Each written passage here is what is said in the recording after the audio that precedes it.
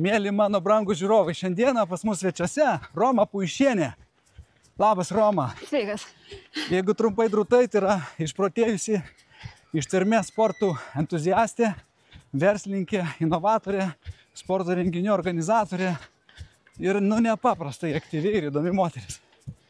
Tai kalbėsim šiandien apie tokius daugams turbūt sunkiai suvokiamus išbandymus kaip 7-7-7. Kas tai yra? 7-7-7 tai yra 7 klasikiniai maratonai, 7 žemynuose per 7 dienas. Labai paprasta. Išverčiam į žmonių kalbą. Yra psichų būrelis, kurie moka milijonus pinigų, kad privačių lėktuvų būtų per savaitę apskraidinami per 7 skirtingose kontinentuose esančius miestus ir ten galėtum kiekvieną dieną nubėgti po maratoną. Teisingai? Taip. Jo. Ir tu dabar intensyviai ruošies. Taip, aš dabar esu pasiruošimo tokiam jau galutiniam etapė, sakyčiau, nes kadangi tas maratonas įvyks lapkritį, tai renku daug kilometrų, tiesiog daug lėtų ir linksmų kilometrų. Tai turbūt nėra pirmasis toksai crazy išbandymas tavo gyvenime. Ne, Prie jo turbūt galima priskirti ir Antarktidos maratoną. Jo, Antarktidos buvo labiau crazy, nes aš tuo metu buvau visiškai nebėgikė.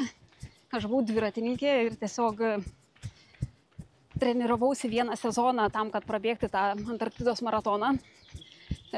Keičiau dviračius į bėgimą. Tai dabar aš jau po to Antarktidos maratono jau dabar yra 6 sezonas. 5 aš miksavau dviratį su bėgimu, o šį sezoną ruošdamas šitam 7-7-7 tik bėgu. Tai vat toks. Bet tu man pasakyk, kaip tavo gyvenime atsirado tokie išprotėję, tokie pašėlę išmėginimai? Kada? Nuo mažens tave traukia padaryti kažką, ką labai nedaugelis gali padaryti, ar kaip? Jo, aš kai buvau maža ir klausdavo, kuo tu būsi užaugus, aš buvau susigalvojus, atsakymą sakydavau, būsiu sinoptikė. ir ta sinoptikė, todėl, kad labai anksti pradėjau skaityti ir kažkokiam laikraštį perskaičiau, kad kažkokia ten oro prognozuotojų ir sinoptikų komanda išskrido į Bermudų trikampį, nuspėti, kodėl ten dingsta visa šita mistika Bermudų trikampio, kas ten vyksta. Ir aš galvoju, jeigu tie žmonės daro tokius dalykus, tai aš noriu būti sinoptikė. tai matytas genas kažkur buvo nuo pat vaikystės. Nuotykis, išbandymas, pavojus, tokie dalykai, ar ne? Taip. Tai papasakok apie pačius didžiausius tavo tokius patirtus pavojingus išbandymus, nuotykius. Ne, aš nedarau nieko ypatingai pavojingo. Aš suprantu, kad žmogui sėdint ant sofos atrodo, wow, čia kažkokia nesąmonė, bet aš nešoku į tos dalykus nepasiruošus. Aš tam ruošiuosi kryptingai. Tai kai tu tam kryptingai ruošiesi, tai tos rizikos yra valdomos visiškai kitaip. Aišku, jeigu ten tą patį maratoną Antarktidoje atsikėlęs nuo sofos su širdies stimuliatorium darytumai, tai būtų rizikinga. Bet kai tam kryptingai ruošiesi, tai viskas yra normalu. Bet kam apskritai žmonės tai daro tavo manymu? Šiandien mes matom nemažai tokių pavyzdžių. Aš manau, kažkas valtelė per Atlantą, kažkas pėsčiomis per Australiją, kažkas per 7 dienas po visą pasaulį. Aš manau, kad tai yra psichoterapijos forma. Ir kiekvienas tą daro dėl savų priežasčių, nėra vienos priežasties, kodėl. Kiekvienas turi savo atsakymą, ne visi turi atsakymą, bet jeigu turi, tai turbūt tie atsakymai yra unikalūs. Tai skirtingi dalykai nutikę gyvenime, kurie priveda prie to. Tai yra psichoterapijos forma, mano įsitikinimu. Tai kai kartais lepteli ir man tenka išgirsti, nuo ko bėgi, tai galima būtų atsukti kažkur tai filmuoti. Aš manau, kad jo. Nuo kogi tu bėgi? Aš manau, kad jo. Tai nuo ko tu bėgi, Roma? O, čia taip mes iš karto jauti už ragų. Deep down. Tai aš nuo ko bėgau ir kur bėgau vaikystėje, tai ten yra kiti klausimai. Bet dabar aš bėgu, todėl kad prieš 18 metų man buvo diagnozuota nepagydoma liga, išsėtinė sklerozė. Ir aš niekaip negalėjau susitapatinti su ta liga.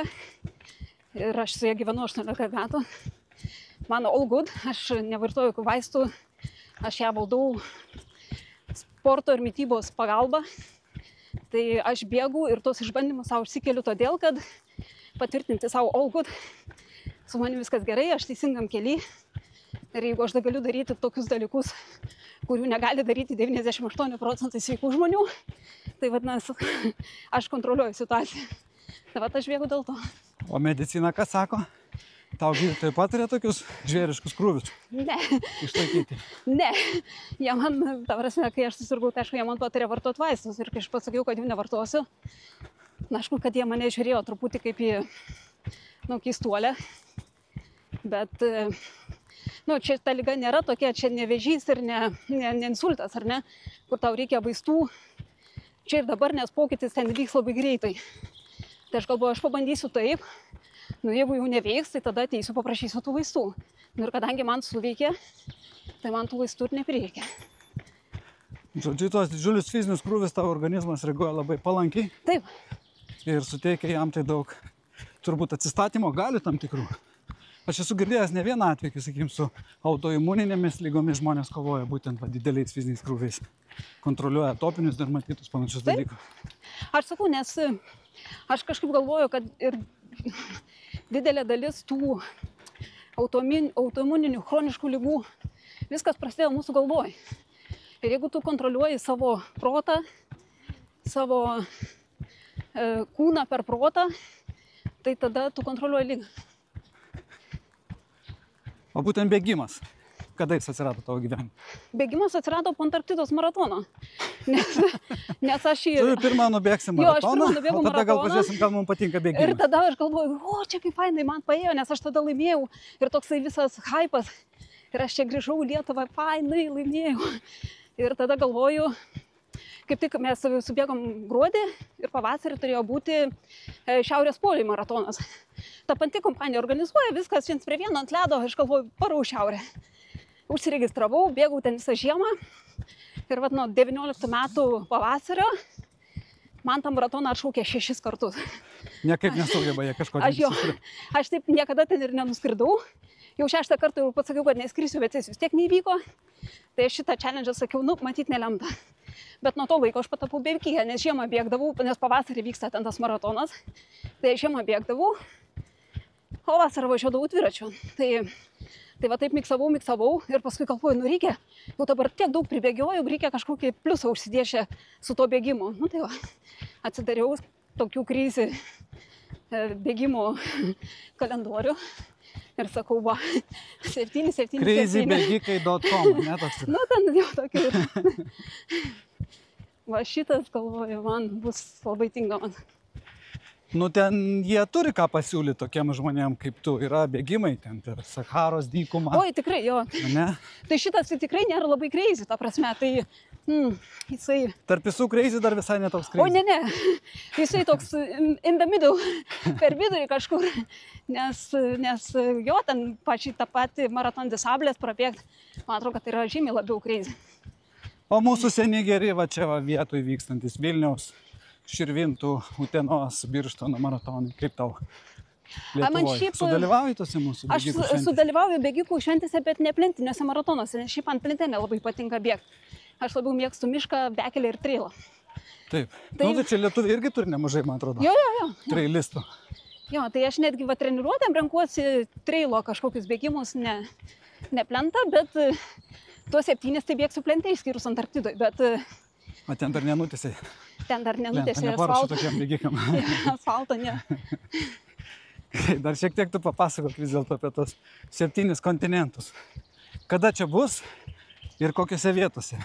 Ir ar galima prisijungti kur nors, kokiam nors etape palaikyti kompaniją? Aš suprantu, kad šiaip prisijungti galima, bet ten kosminiai biudžetai iš tikrųjų yra labai čia rimti pinigai, norint sudalyvauti tokiuose. Nes viskas daroma specialiai dėl jūsų, teisybė? Taip, biudžetas yra pakankamai didelis. Todėl, kad yra vien jau užsakytas lėktuvas, kuris keliauja aplink pasaulį. Bet prasideda viskas Antarktidoje, nes yra sunkiausia nuspėti orus. Tai kai geras langas, skrendam ten, prabėgam, grįžtam atgal į Pietų Afriką, prabėgam ten, tada Perth, Australijoje, tada grįžtam į Stambulą. Stambulė 2, vienas Europos daly, kitas Azijos. Ir ten yra poilsio diena, nes ten mėginė lėktuvė viešbutį. Ir tada Kolumbija ir Miami finišuojam. Tai geriausia palaikyti, aišku, Miami. Supratau, tai Azija padengia Stambulas. Taip. Ir Europą taip pat. Nu jo, čia, nes kitaip tai čia sunku net suspėt būtų turbūt. Ir dar išvengiat labai didelio laiko juostų pasikeitimo, jeigu ten varyt kažkur tai tokie, žinai. Tai jo, bet pakankamai, kalbant iš fizinės, iš kūno perspektyvos, pakankamai sudėtingas ne tiek dėl kilometrų ir bėgimo, kas yra pakankamai daug, bet dėl virškinimo ir pastovių laiko juostų pasikeitimų. Taip. Nes tu prisivalgai tų geliukų, kūnas pasimeta laiko juostose, tie angliavandeniai kažkur ten, žodžiu, vis tiek kažkaip turiu susivirškinti per parą, kitą parą tu vėl ant viršaus. Ir aš kiek klausiausi podcastų ir interviu su žmonėm, kurie yra tai padarę, tai didžioji problema yra būtent virškinimo ir skrandžio problema. Aš galiu įsivaizduoti, nes viskas dar, jeigu gyvenimas vyksta lėktuvė, tai vėl ten savi niuansai, oras sausas. Jo, sausas oras, visiškai organizmas kitaip funkcionuoja, slėgis kitoks, tai žodžiu. Tai tas truputį, jo, tai yra didelis krūvis organizmui šiaip. Bet čia yra mano tokia gyvenimo žuvis. Aš jį pagausiu. Tai iki kalėdų bus jau šitą varnelę pasižymėjus. Taip. Bet juk be bėgimo tu užsiminėjai dar ir mountain bike'ais, ir orientavimuose, ir daugybę kitų dalykų. Jo. Gali papasakot, kiek visko tu? Dabar suprantu, koncentruotė yra viskas į pasiruošimą bėgimą, bet šiaip jau paskutiniais metais tu labai daug darai ir kitų sportų. Jo, mano pagrindinis sportas yra orientavimasis kalnų dviračiais. Tai kadangi treniruoju su kalnų dviračiu, tai aišku, sudalyvauju ir kokiuose, tiesiog kroso, MTB kroso maratono varžybose. Bet man smagiausia vis tiek orientavimas, nes ten yra dinamiškiau, daugiau iššūkio, daugiau galvojimo. Aš nuo mažens prisimenu, orientavimosi sportas tai būdavo lakstom po miškus, ieškom pėdsakų, turim surinkti kažkokius ar nepažymėti. O kaip tas su dviračiais darosi? Su dviračiais mes turim klasikinį, truputį adaptuotą dviračio orientavimuose žemėlapį, kurį dedam ant laikiklio, kuris tvirtinasi ant vairo dviračio. Ir startas, mes turime trasą surinkti punktus eilės tvarka, kelią renkamės patys ir tai yra esmė, kaip tu gerai pasirinksi kelią ir kaip tu gerai jį vykdysi. Ir viskas, kas pirmesnis, tas gudresnis. Ar daug dalyvauja žmonių tose varžybose? Lietuvoje apie 100, sakyčiau, yra žmonių, kurie plius minus reguliariai dalyvauja. Mes vadiname MTB, mountain bike orienteering varžybose. Pasaulyje, kai kuriuose šalyse, ne visur jis yra populiarus, nes reikia labai specifinių vietovių. Nes, pavyzdžiui, Lietuva yra labai palanki, nes yra didelis keliukų tinklas. Taip. Pavyzdžiui, Norvegijoje labai geri miškai, bet labai mažas keliukų tinklas. Ir jeigu mažas keliukų tinklas, yra neįdomu. Nes tada tu turi vieną pravažiavimą ir gaunasi tiesiog krosas, nėra ką galvoti. Nėra ką čia orientuotis. Nėra ką orientuotis. Tai žodžiu, priklauso nuo šalies. Paslapties ir galimybės pasiklysti, nes kitaip. Tai ten pas mus čekai, prancūzai, danai, suomiai, tos dominuojančios šalys, sakyčiau, lietuviai visai neblogai atrodo Europai. Tavęs paklausius, tai atrodo, kad esi profesionali sportininkė. Tiek, kiek tu visko darai, dalyvauji. Bet juk tu visų pirma, tai esi verslininkė. Ar teisinga būtų tai pasakyti? Taip. Labai anksti pradėjai kurti savo verslus. Gali apie tai papasakoti? Kada, kaip, ką, kokia tavo yra verslo karjera? Jo, aš pirmą savo verslą padariau grįžus po studijų. 3 metus berods atidirbau Tele2, corporate, tiesiog normalų vadybinį darbą. Ir galvoju, norėčiau turėti kažką savo. Ne tai buvo. Iš tikrųjų, aš 3 metus dirbau be atostogų. Ir man sako, mes tave ten į kitą poziciją perkelsim, bet gali dabar pasimti atostogų. Ir aš galvoju, buvo pavasaris, atsimenu, ir aš galvoju, ką man veikti. Ir čia kokie 2000-ieji, sakykim, taip, ne, vėliau biškit, antri gal treti. Galvoju, ką man veikti pavasarį, kokios atostogos. Ir aš skambinu į agentūrą ir sakau, man reikia atostogų, aš turiu kažkokį biudžetą, bet aš nekenčiu pliažo ir nekenčiu miesto ekskursijų. Ir ten klausosi kitam ragelio gale, sako, nu mes neturim ką pasiūlyti. Ir aš taip susimaščiau, galvoju, kaip čia taip. Tada kolega vienas švedas, kuris dirbo Tele2, sako, žinai, yra tokia prancūzų kompanija UCP, kurie jaunimui organizuoja aktyvės kelionės. Nu, žodžiu, draugės, kuri kalba prancūziškai, aš paprašiau, kad jinai paskambintų į tą kompaniją ir aš su jais išvažiavau plaukti jūrinę baidarę aplink Gvadelupės salą. Ir aš ten, nieks nekalbėjo angliškai ten toj grupė išskyrus gidą. Ir aš turėjau labai daug laiko pagalvoti. Ir aš tam hamake miegodama galvoju, nu, gal aš nesu Lietuvoje vienintelė tokia, nu, va, tokia išprotėjusi, kuriai reikia tokių kelionių. Gal yra čia daugiau žmonių. Ir tada grįžus pradėjau daryti kelionių agentūrą. Po kelių mėnesių derinant darbą su ta kūryba. Supratau, kad man reikia rinktis arba vieną arba kitą. Tada atsistojau, kvitinau karjerą. Taip. Ir išėjau daryti kelionių agentūros. Kaip jinai vadinasi? Jinai vadinasi Avantūras. Nuo žodžio avantūra? Taip. Labai geras pavadinimas. Nu ir toliau, čia jų viskas dar ne pabaiga. Tai jo, aš 3 metus pavyzdžiau šitą projektą. Tada susipažinau su savo dabar jau buvusiu vyru. Ir jisai dirbo medicinos srity. Ir jisai sako, gal tu junkis prie manęs. Ir aš tada tuos 2 biudžetus atsisėdus žiūrėjau tos kelionių agentūros ir to medicinos verslo. Ir galvoju, nu, jo, iš čia galima uždirbti, o čia gali likti hobis. Taip. Ir tada tiesiog palikau šitą agentūrą partneriai, o pati išėjau medicinos verslą. Ir taip gimė implantologijos centras? Taip gimė dabar jau Meliva, o dabar jį turi Suomiai. Tai buvo Vilniaus implantologijos centras, buvo dar daugiau klinikų, buvo distribucijos biznis, medicina žodžiu. Taip. Ir čia dar ne pabaiga? Jo.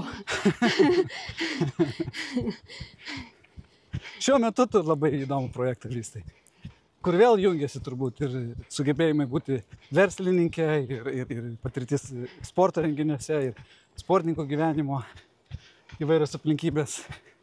Turiu galvoj papildus ir Šveicarijoje testuotus gaminius. Jo, mes turim labai įdomią ir labai veiksmingą liniją padedančią sportininkam. Tai yra kompanija, kuri užsiima papildų ir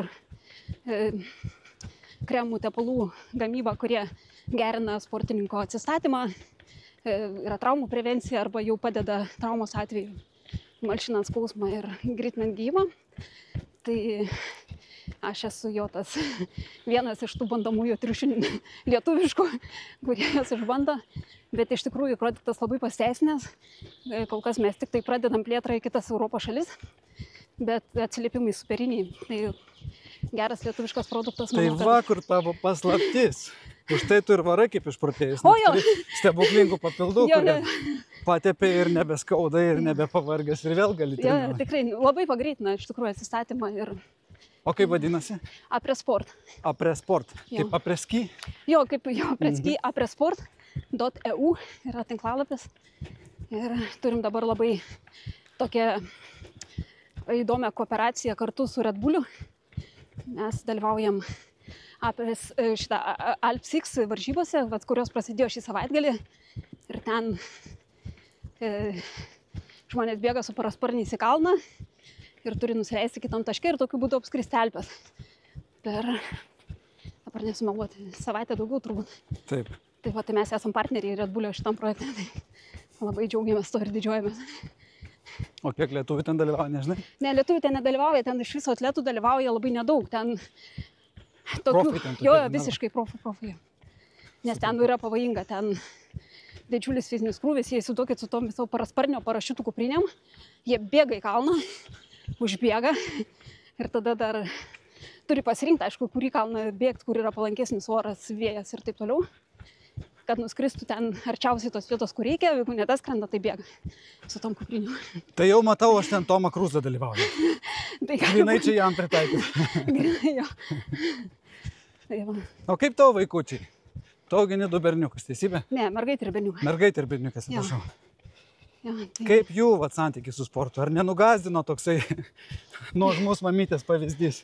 Ar seka tavo pėdom? Jo, jie abu seka mano pėdom. Tai dukra labiau važiuoja dviračiu ir slidinėja, o sūnus bėga.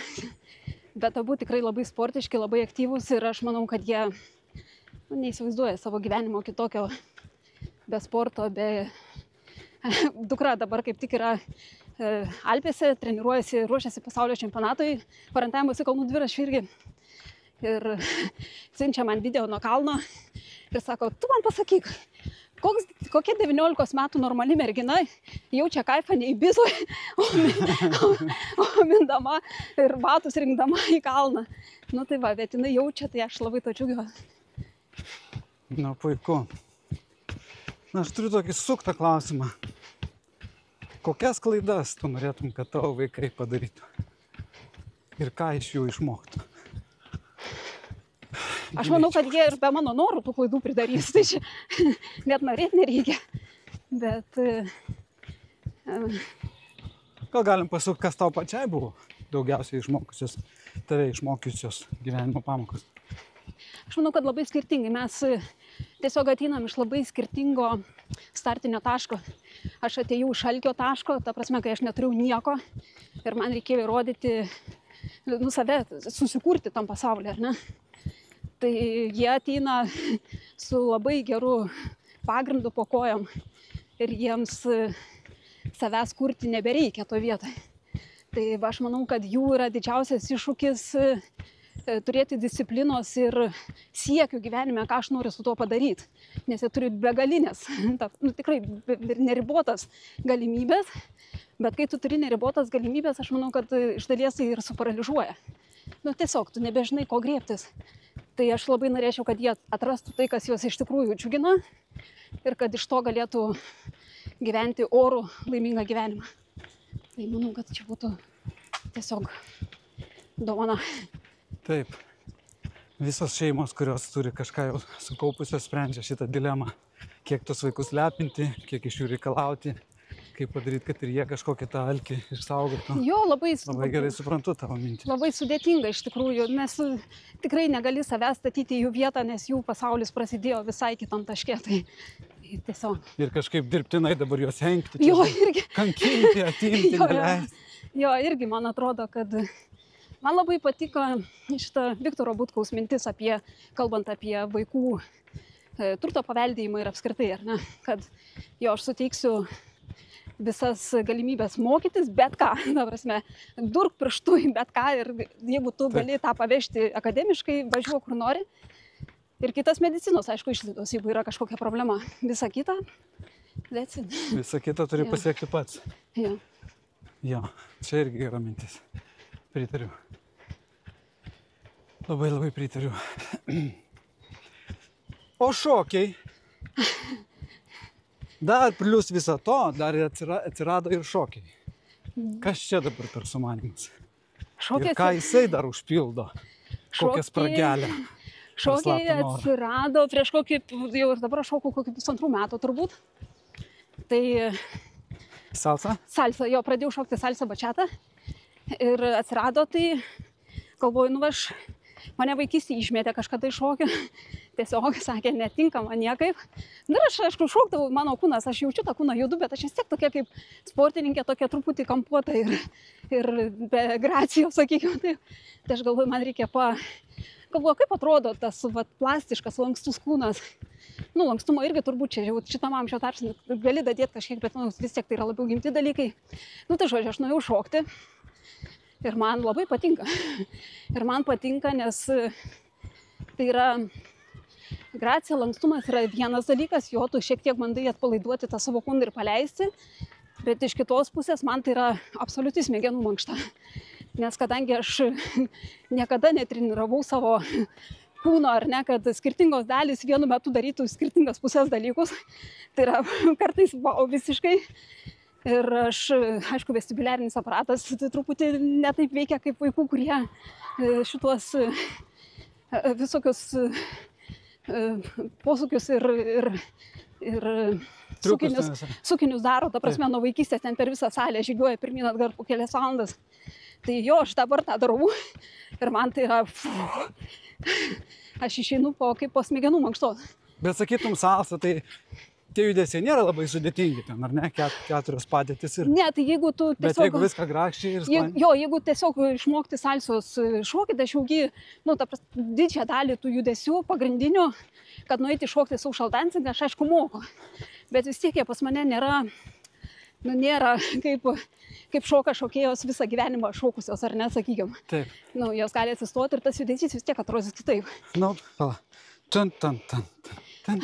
Parodyk tu mūsų televizijos žiūrovam. O, matai, kaip judesys visai kitoks. Tai aš čia... Jau plastika visai kita, ar ne? Tai aš jau čia nesąmonę padariau, aš jau darau ir žinau, kurio vietoje nesąmonę padariau. Ne tai, kad nesąmonė, tarkim, aš žiūriu tašką, ar ne, ir mano galva turėjo pasisukti paskutinę ir ateiti į tą patį tašką paskutiniu momentu. Tai aš čia apėjau visą ratą. Man atrodo, tai jau labai savo aukštus reikalavimus. Ne, tai taip. Ne, tai faktas, bet jeigu tu nori tą daryti teisingai ir gražiai ir elegantiškai, tai tai tame yra daug niuansų. Tai kitose srityse aš suprantu, kad tu esi labai, kaip sakoma, competitive, ar ne? Tau nepatinka tiesiog daryti, tu turi gerai išmokti daryti, ar ne? Puikiai. Taip. Tai ir su šokiais panašu turi uždavinį. Sudalyvauti čia varžybose, pasirodyme. Ne, aš neturiu jokio. Ar dar neturi? Dar neturiu, nes tikrai jaučiuosi dar pradiniam lygiai visiškai, tai ten apie kokias varžybas galvoti man dar toli. Tai... Bet gal ir nieko būtų? Kur nors? Kuboj? Dar porą metelių tų posūkių ir jau tada... O kas tave treniruoja? Dainius Morkūnas, buvęs, šokėjas tiesiog, kuris dabar vien tik turi užsiima, kad tu turi. Ir visose srityse tu dirbi su treneriais. Bėgimo turi trenerį, plaukimo turėjai trenerį. Taip. Dviračių turi trenerį. Taip. Orientavimo. Taip. Verslo. Kas tau verslo treneriai? Arba žmonės, kurie įkvėpia? Aš pradėjau, kai pradėjau avantūro verslą, mano pagrindinis mentorius, sakykime, tuo metu buvo Viktoras Butkus. Tai mes su juo kurį laiką, nes kadangi mes kartu su juo turėjom, jis prisijungė prie to versliuko. Kaip partneris, ar ne finansinis? Tai buvo mano pirmas turbūt mentorius ir padėjėjas ir žmogus, kuris leido suprasti, kaip tas veikia, kokie gali būti masteliai, kur reikia siekti, žodžiu, mes turėtum labai įdomių pokalbių. Bet paskui aš sakyčiau, kad aš tokio konkretaus gal mentoriaus ir neturėjau vėliau.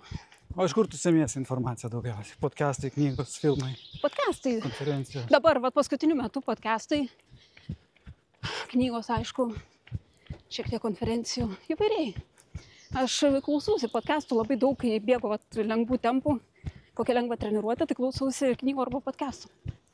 Tai kas tau yra lengvas tempas? 4? Ne.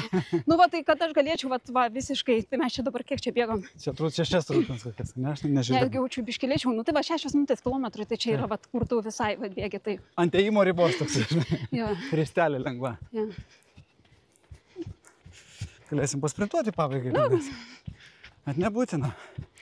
Tai kiek dabar tu per savaitę turi nubėgti pagal tavo planą? Ir ar tu intensyvinsi iki lapkričio kažkokią tai augimo progresiją? Jo, turėtų būti augimo progresija. Aš dabar kaip tik pakeičiau trenerį.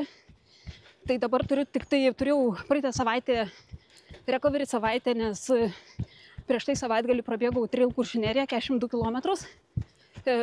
Miškai su 900 metrų pakėlimo. Ir ten labai netikėtai nesusiklostė man tas bėgimas, nes aš išbėgau kaip lengvą treniruotę, nes visai neplanavau ten varžytis. Ir man 25 kilometre aš nugriuvau ir man sutraukė abi kojas. Yes. Bet šiauriai. Taip, kad aš sėdėjau ir galvoju, tai kaip... Blauzdas. Aš galvoju, kaip man dabar pareiti. Ir žodžiu, aš kadangi tik buvau prieš savaitę prisijungus prie to naujo klubo Love Stream treneriai. Ir jie kaip tik... Jono Žakaičio, ne? Jo, ir jie kaip tik už 2 kilometrų nuo tos vietos, kur aš nukritau, buvo jų maitinėlė. Ir aš lipu į tą kalną jau tokio mediniam kojom. Ir ten užlipu ir tą kompaniją mes visi puikiai pažįstami. O, Roma, varyk, žiūrėk, arbūzas, viskas čia liuks, gerai varai. Ir aš taip stoviu, galvoju, koks arbūzas, jeigu aš dabar sustosiu, aš nepajudėsiu iš vietos. Pati bus arbūzas. Bet galvoju, gal nusijimti, bet koks nefainas jausmas, tik įstojau naują klubą ir čia dabar DNF, galvoju, baigiu. Ir aš sukandus dantis, pravariau tas varžybas. Dar 20 kg sukandus dantis? Jo. Kažman. Ir tada niekaip negalėjau suprasti, kas atsitiko, nes aš taip, man tai buvo visiškai... Tai mėšlungai tavęs šiaip nekamuoja? Ne, žodžiu, galutiniam variante aš išsiaiškinau, kad aš bėgau su virusu. Aš pasidariau kraujo tyrimus pirmadienį ir man nu, ten pakilęs CRB ir krūva reikalų.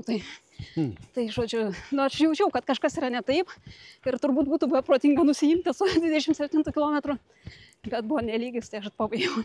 Tai vat visą praeitą savaitę aš buvau tam atsistatymo režime, tai atsistatymo buvo savaitė koks 55 km. Tik lengva. Ja. O šiaip turbūt ne mažiau 100 turi susukti. Na, šiaip iki to rinkų maždaug 80, taip 90. Ir pats pikas tada, kažkur spalio gale?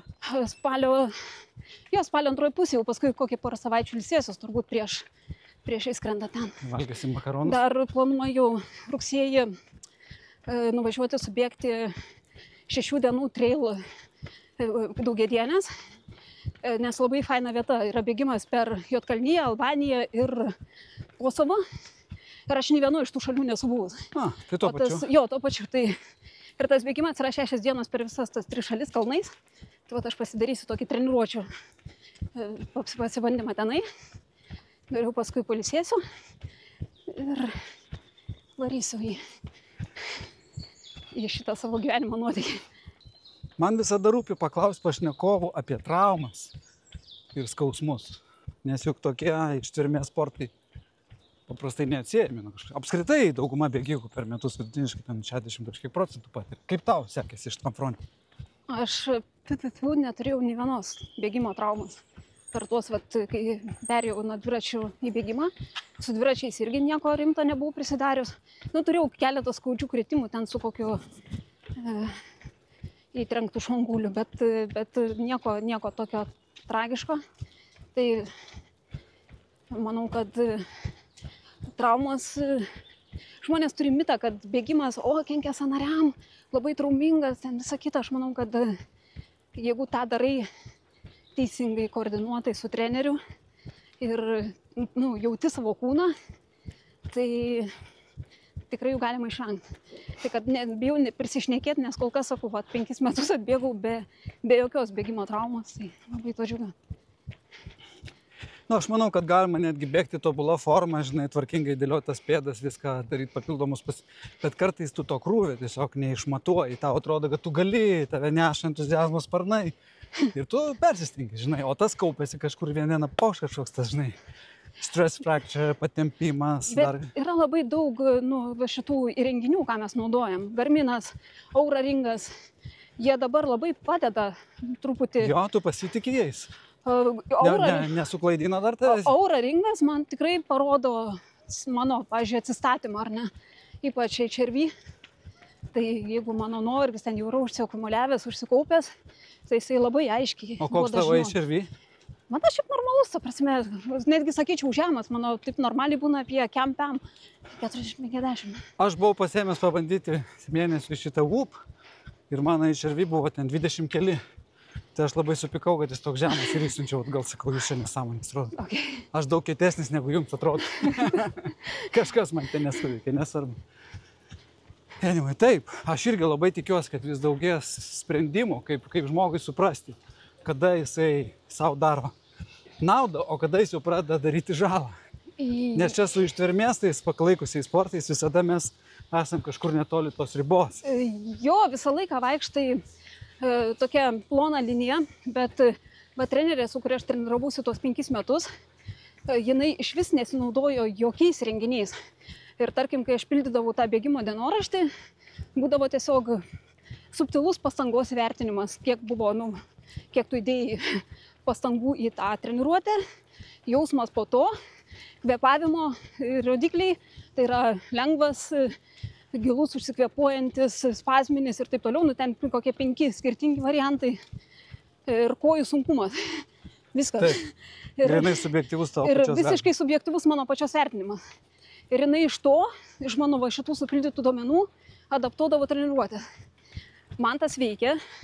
Dabar aš perėjau klubą, kuris labiau remiasi duomenim. Ir man bus labai įdomu pastebėti.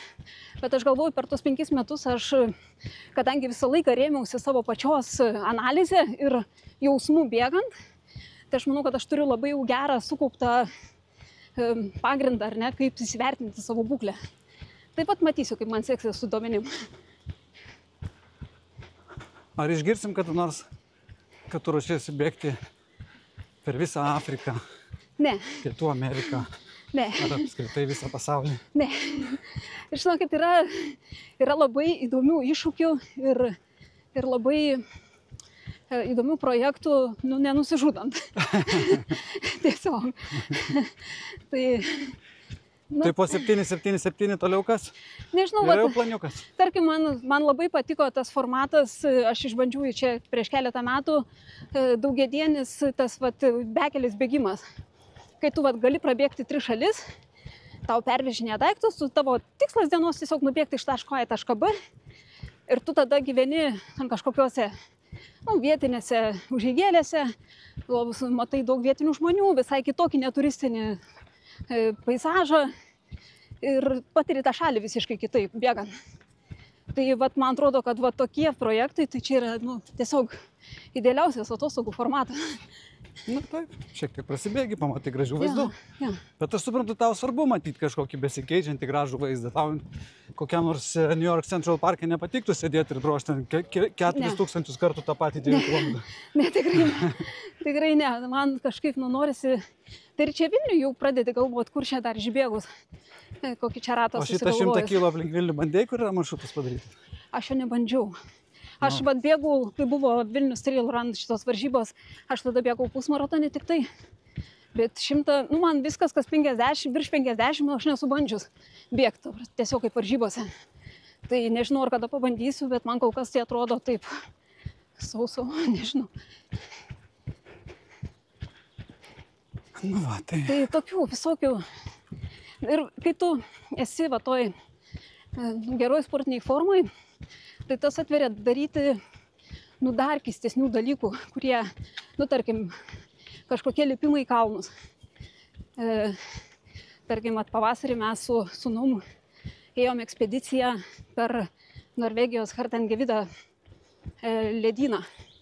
Su rogėm, 30 kg slidėm ir ten savaitę laiko tiesiog tysėm paskui save tas rogės, miegojom ant sniego. Vyriam valgyti iš ledo, ištrudydami sniegą. Varšas sūnus čia būtų papuolęs tokią situaciją, galvotų, mama, bet dabar mama čia ir yra, ir jinai yra atitempė. Ne, iš tikrųjų ten buvo tiek reisi, kad aš jau pirmą naktį sėdėjau ten sušalusioj palatkėje ir sakiau, klausyk, mes čia pirmą dieną tik 16 kg nuėjom, gal tepam slidės, gal mums čia šito nereikia. Ir tada sūnus taip mane žiūri. Mamų, iš tavęs aš šitokios nesąmonės nesitikėjau. Žodžiu, ne, tai mes baigėm viskas normaliai, bet tikrai buvo labai gera patirtis. Ir galų galia tai yra kitoks laiko praleidimo būdas su vaikais. Tai, pačiai su dukra mes važiavom gravelių dviračiais, skirtom Šveicarijai iš rytų iš rytų vakarus važiavom. Tada su sūnum buvom šitam ledynė. Su vaikais lipom į kalnus. Su sūnum bandėm paimti Mont Blancą per vieną dieną. Startuoti Šamoni, užlipti ir nulipti per vieną dieną. Ir tai baigėm pasirodymą ties 3,6. Dėl aukščio? Ne, dėl aukščio. Mes truputį buvo daug sniego, truputį klampuojam, nuo labai žemai pradėjom jau sniegę būt. Ir tada toj Hiutį ties 3,6 tie mūsų gidai sako, mes vėluojam į grafiką, 5 minutės ir sako, jeigu tokiu atsilikimu eisim, tai visas pratimas išsitęs 4 valandas, ir pasirai jau fizinė prasme pavojinga. Tiesiog tas nuovargis užsikūpė tiek, kad darosi pavojinga, ir skaitant tai, kad mano vaikui buvo tuo metu 15. Tai mes pasižiūrėjom tą šlaitą ir sakėm, mes tikrai turim laiko sugrįžti. Susukam, nulipom žemyn. Bet iššūkis buvo žiauriai. Prasme, tikrai labai gražu, labai kitaip. Tas kopimas, mes ten pusiau bėgom. Ten taip aušta, labai gražu kyla saulė iš už kalnų. Ar tu ten bėgi ir pulsas kažkur čia, šitoj vietoje. Ir aš galvoju, jeigu tai dar 9 valandas, tai kiek iš variantų, be šansų. Tai žodžiu, tai mes baigiam anksčiau. O kartais tu nepagalvoji, kad jau turi išsivyščiusią priklausomybę šitiems adrenalininiams potyriams? Tai faktas, kad kažkiek, bet aš sakau, stengiuosi tą daryti nu, įsivertinant savo galimybės ir maksimaliai saugiai. Nu, tarkim, ir tą patį Mont Blancą, kad ir nesitikėdami ten užbėgti iki viršaus, bet mes pasimėm 2 gidus, 2 alpine gidus, kad būtų ir vienam, ir kitam. Taip. Ir nu, maksimaliai saugiai laukiam ten to gero oro tarpo ir tada tu, aišku, kad tu negali 100% visko kontroliuoti, bet nu, maksimaliai neprisidaryti nesąmonių, kur tu gali neprisidaryti nesąmonių. Tai, tarkim, ten tas, pavyzdžiui, ledyno kirtimas, tai ten yra sunku, mentališkai sunku, nes šalta visą laiką, tu ten su tais pačiais drabužiais išeini ir tik tai sluoksnius keiti, daugiau arba mažiau, bet iš principo nepersirengini, valgai ten tą savo užpiltą košę. Aišku, kažkurioje vietoje prasideda kalorijų trūkumas, nes ten nespėjai suvalgyti tiek, kiek tau reikia kalorijų, nes mes įdavom po 90, vieną dieną 12 valandų jam. Tai, bet tai čia yra, nu, jie iššūkiai nekeliantis jokio pavojaus gyvybei, tai yra tiesiog sunku. Tai.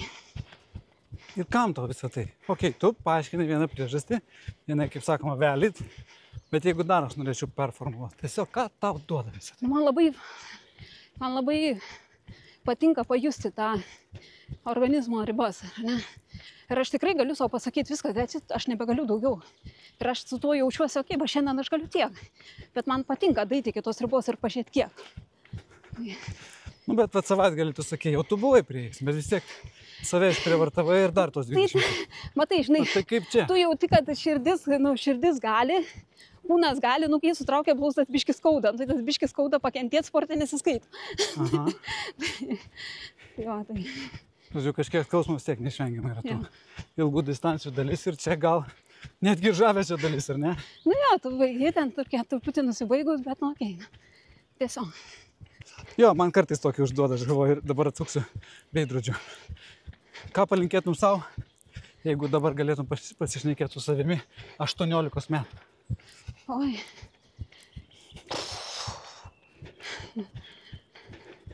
Visų pirma, savo patapšnočiau per petį ir sakyčiau, viskas bus gerai. Tu nervuodavaisi? Buvai depresyvaus būdo? Turėdavai nerimo kažkokių? Ne, aš... Ar su optimizmu ir džiugesiu? Ne, aš tikrai nebuvau optimistiškas ir džiugus vaikas, aš tikrai turėjau, ta prasme, problemų vaikystėje ir mano gyvenimas turbūt atsivėrė tik po studijų, kai aš pamačiau, kaip gali žmonės gyventi, kaip žmonės daro verslus, ką iš to galima padaryti, tai tada mano tas pasaulis labai stipriai prasiplėtė. Iki to laiko tai buvo provincijos, žinai, toksai miestelio gyvenimas. Aš ten, aišku, aš jau nuotykių ir ten turėjau, mano pirmas darbas buvo ginklų parduotuvėj. Amerikai? Ne, Amerikoje. Lietuvoje. Nu, tos medžioklinius ir dujinius pistoletus, bet buvo netgi, dienų, kai aš tiesiog stovėjau už prekystalio 18 ir pardavinėjau ginklus.